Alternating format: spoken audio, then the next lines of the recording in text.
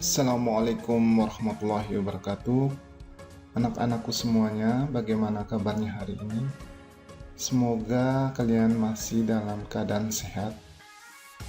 Oke, untuk pertemuan kali ini kita akan membahas tentang sifat koligatif larutan. Sebelum kita mempelajari tentang sifat koligatif larutan, kita harus mengetahui dulu tujuan yang akan kita capai pada pertemuan kali ini. Untuk pertemuan kali ini, tujuan yang akan kita capai yang pertama, siswa dapat menghitung konsentrasi larutan.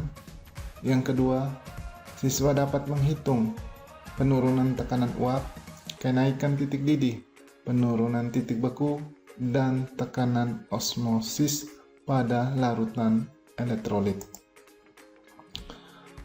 Sebelum kita mengetahui apa pengertian sifat koligatif larutan, kita harus tahu dulu apa sih larutan itu. Perhatikan gambar di bawah ini. Ada sebuah gelas yang berisi dengan air sebagai pelarut. Kemudian dimasukkan gula sebagai zat terlarut dan diaduk-aduk. Dari larutan tersebut, kita pasti tidak bisa membedakan mana air dan mana gula. Semuanya sudah tercampur dengan sempurna. Dari campuran air dan gula inilah kita namakan larutan. Jadi, dapat kita simpulkan, larutan adalah zat yang terdiri dari pelarut dan zat terlarut. Di sini yang bertindak sebagai pelarut adalah air dan zat terlarutnya adalah gula. Oke, anak-anakku semuanya. Jadi, kita dapat mendefinisikan pengertian sifat koligatif larutan dari pembahasan tersebut. Sifat koligatif larutan adalah sifat fisis larutan yang tergantung dari banyaknya zat terlarut yang ada dalam larutan, tetapi tidak tergantung pada jenis zat yang dilarutkan. Sebelum kita membahas lebih lanjut sifat-sifat koligatif larutan, terlebih dahulu kita harus memahami satuan-satuan konsentrasi yang ada hubungannya dengan menentukan sifat-sifat koligatif larutan. Oke, anak-anakku sekalian, konsentrasi yang pertama adalah konsentrasi molar. Konsentrasi molar dilambangkan dengan huruf M. Konsentrasi molar menyatakan banyaknya mol zat terlarut di dalam 1 liter larutan dengan rumus sebagai berikut.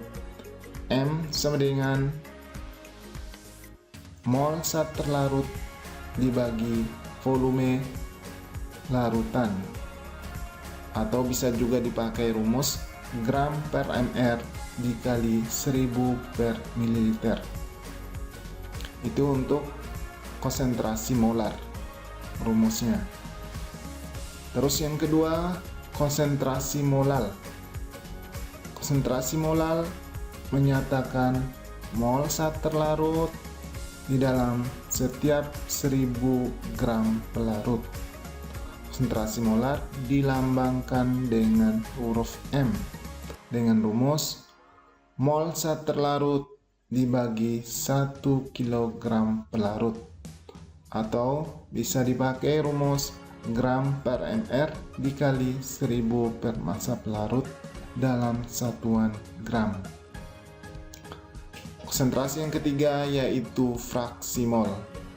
Fraksi mol dilambangkan dengan huruf X. Untuk mencari fraksi mol X, di sini kita bagi menjadi dua. Yang pertama, fraksi mol pelarut dan fraksi mol zat terlarut. fraksi mol pelarut, atau XA sama dengan mol A dibagi Na tambah Nb. Di sini N adalah mol. Jika dicari fraksi mol zat terlarut sama dengan mol zat B dibagi mol B tambah mol A. Untuk dipahami bersama, jika ditanya X pelarut, maka yang ada di atas ini adalah zat pelarutnya.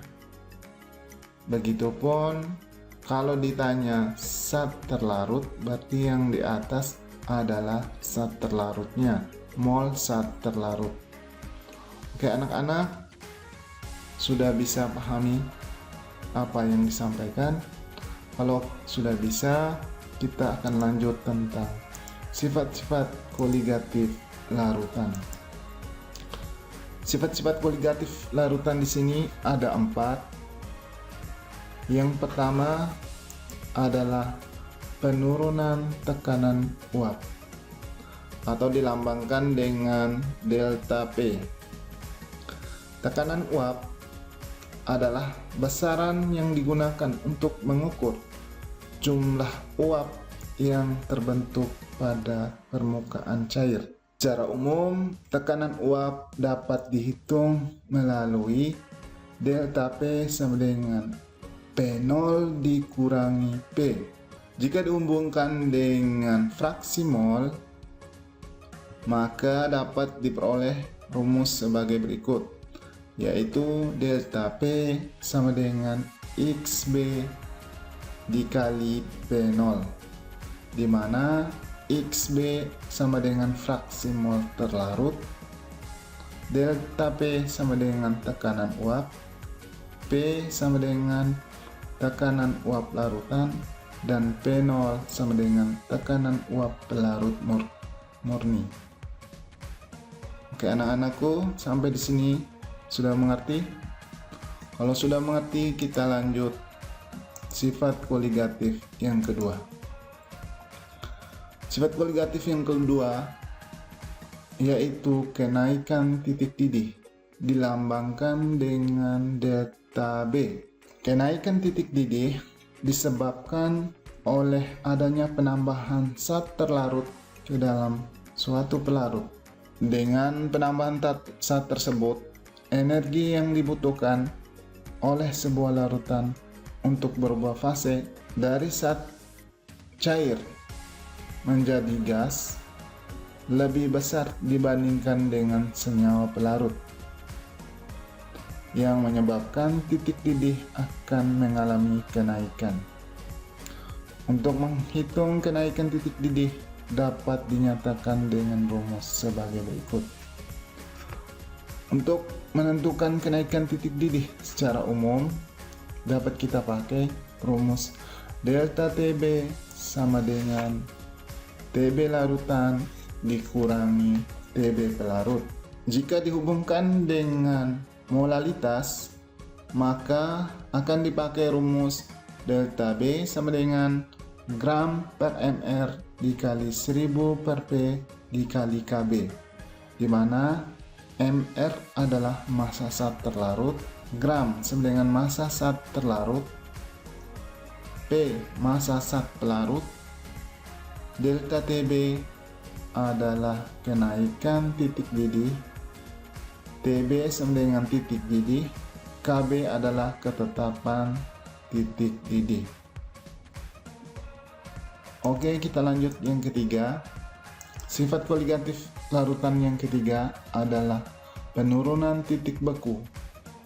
Penurunan titik beku dilambangkan dengan delta TF. Penurunan titik beku disebabkan oleh adanya zat terlarut ke dalam suatu pelarut.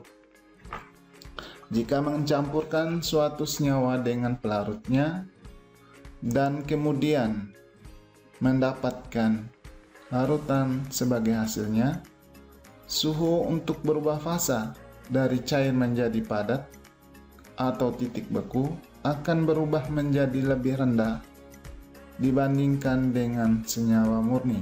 Untuk mencari titik beku, penurunan titik beku secara umum dapat kita gunakan rumus delta TF sama dengan TF pelarut dikurangi TF larutan.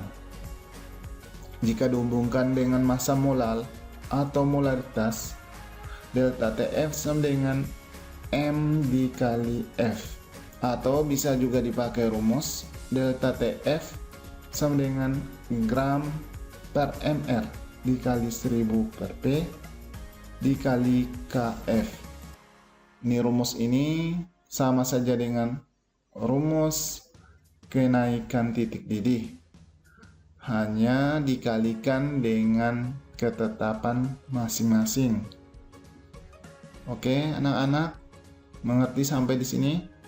Kalau mengerti, kita lanjut ke sifat yang keempat. Sifat yang keempat adalah tekanan osmosis. Osmosis adalah proses berpindahnya pelarut dari larutan yang lebih encer ke dalam larutan pekat melalui membran semi permeabel, atau hanya dapat dilalui oleh pelarut. Tekanan osmotik itu sendiri adalah tekanan yang diperlukan untuk menghentikan aliran pelarut murni ke dalam larutan. Tekanan osmotik dilambangkan dengan huruf P.